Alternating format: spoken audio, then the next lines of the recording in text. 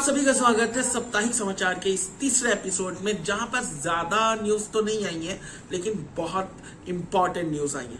तो सीधा शुरू करते हैं इंट्रो के बाद। जैसा कि मैं पहले ही बता चुका हूं कि विजन क्वेस्ट नाम से एक लिमिटेड सीरीज आने वाली है विजन के ऊपर, जो कि हमें दिखाया गया था वांडा विजन में, व्हाइट विजन उसके ऊपर। तो खबर ये आ रही है कि इस लिमिटेड सीरीज में और जो आर्मर वर्स आने वाली है उसमें हमें अल्ट्रॉन वापस से दिख सकता है।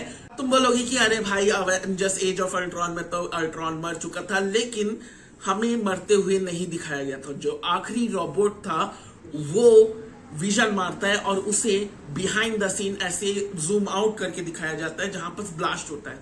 हमें अल्ट्रॉन का जो आखिरी बचा रोबोट था उसे मरते हुए नहीं दिखाया गया। तो चांसेस है कि अल्ट्रॉन को वापस लाया जा सकता है, और मैं पर्सनली अल्ट्रॉन को वापस देखना चाहूंगा एमसीयू में, क्योंकि कॉमिक्स में जितना अल्ट्रॉन है ना भाई उतना दिखाया ही नहीं है। उसके बाद मार्वल ने फेज 4 से जो स्पेशल प्रेजेंटेशन नाम से एक शॉर्ट फिल्म्स निकालना शुरू किया है, उसी में हमें खबर आ रही है कि सिल्वर सर्फर के ऊपर भी एक स्पेशल प्रेजेंटेशन बन सकता है। उसके बाद घोस्ट राइडर के ऊपर भी एक स्पेशल प्रेजेंटेशन बन सकता है। उसके बाद नोआ का जो कैरेक्टर है उसके ऊपर भी स्पेशल प्रेजेंटेशन बन सकता है। और मुझे इसमें प्रॉब्लम दिख रही है क्योंकि मैंने जितने भी नाम लिए वो बहुत बड़े नाम हैं और उनके कैरेक्टर्स बहुत ज्यादा सिग्निफिकेंट है आगे के कहानी को लेकर। जो फ्यूचर में हमारे सामने मूवीज आएंगी, जो कहानी आएंगी, सीक्रेट वॉर्स वगैरह, उन सब में इन सब का बहुत बड़ा नाम है और बहुत बड़ा रोल भी है। वहीं बस इनको एक छोटा सा स्पेशल रिप्रेजेंटेशन दे रहे हो जो कि 40-50 मिनट का होगा, जैसा कि वेयरवुल्फ बाय नाइट था और ये हॉलीडे स्पेशल था गार्डियंस का, जो कि ये डिजर्व करते हैं एक प्रॉपर सीरीज। और तुम सीरीज ला रहे हो वंडर मैन के ऊपर, जो कि उतना सिग्निफिकेंट है भी नहीं।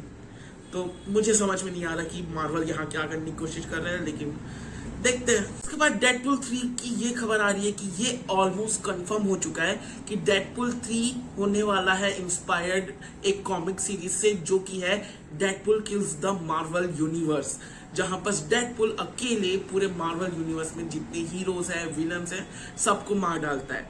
वही चीज हमें दिखाई जाएगी डेडपुल 3 में। बस ये होगा कि Deadpool kills the Fox universe, यानी कि फॉक्स के जितने भी मूवीज बने हैं, चाहे फैंटास्टिक फोर, एक्समैन, उन सब में जितने कैरेक्टर्स दिखाए गए हैं उन सबको डेडपुल मारेगा और उसके बाद टीवीए की मदद से वो हमारे मेन एमसीयू के यूनिवर्स में आ जाएगा। अब मुझे नहीं पता कि ये कितना सच है, लेकिन रूमर्स बहुत तगड़े हैं।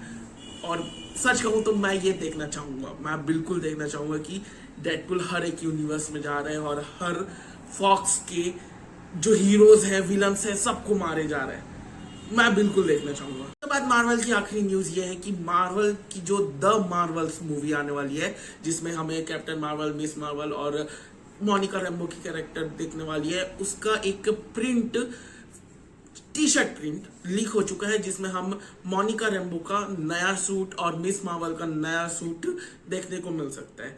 तो मैं उम्मीद करता हूं कि ये मूवी कम से कम कैप्टन मार्वल से तो अच्छी हो, या फिर मिस मार्वल से, क्योंकि इन दोनों का ही जो इंट्रोडक्शन मूवी और सीरीज थी वही इतनी घटिया थी कि मेरा मूड ही नहीं करता इनको दोबारा किसी भी प्रोजेक्ट में देखने का।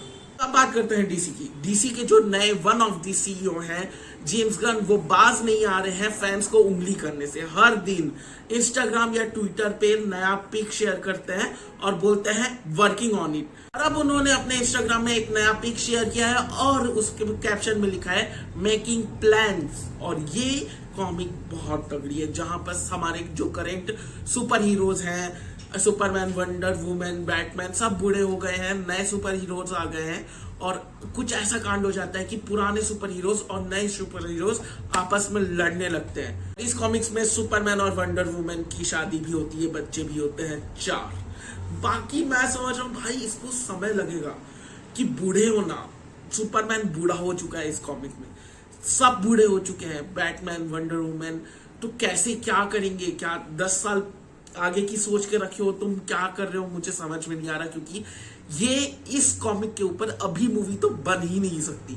तो मुझे नहीं पता कि क्या हो रहा है, लेकिन जब भी बनेगी ना बहुत तगड़ी होगी। उसके बाद डीसी ने रिलीज कर दिया है ब्लू बीटल जो मूवी आ रही है, उसका पहला पोस्टर जो कि मैं बहुत पसंद आ गया मुझे, और इसके जो बिहाइंड द पिक्स आए थे, जो शूट का फोटो लीक हुआ था, मुझे बहुत पसंद था और मैं काइंड ऑफ एक्साइटेड हूँ इस मूवी के लिए। बस शज़ाम फ्यूरी ऑफ गॉड्स का रन टाइम हमारे सामने आ गया है। ये मूवी 2 घंटे 10 मिनट लंबी होने वाली है, जो कि ठीक ठाक रन टाइम है मेरे हिसाब से। अगर अच्छी तरीके से हैंडल किया गया तो पसंद भी आ सकता है। पहली मूवी मुझे मीडियोकर लगी थी, अब देखते हैं कि ये कैसा रहेगा। उसके बाद इंडियन मूवी की बात करें तो अजय देवगन की जो रीमेक है दृश्यम 2 कमाल का परफॉर्म कर रही है। मतलब ये अगर इसी तरीके से और भी कमाई करती रही तो ये अजय देवगन की लाइफ टाइम की सबसे बड़ी कमाई करने वाली मूवी बन जाएगी, सेम पेसिंग पे अगर कमाई करती रही तो। का पूरा क्रेडिट जाता है ओरिजिनल मूवी के राइटर्स को।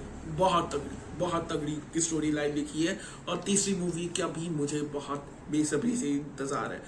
और कमाई की बात कर ही रहे तो भेड़िया उतनी अच्छे से कमाई नहीं कर रही है जितनी की हम सब ने उम्मीद लगाई थी, क्योंकि कॉन्सेप्ट नया है, कुछ नया हो रहा है, ओरिजिनल है, तो देखते हैं। उतना अच्छा परफॉर्मेंस तो नहीं दे पा रही है।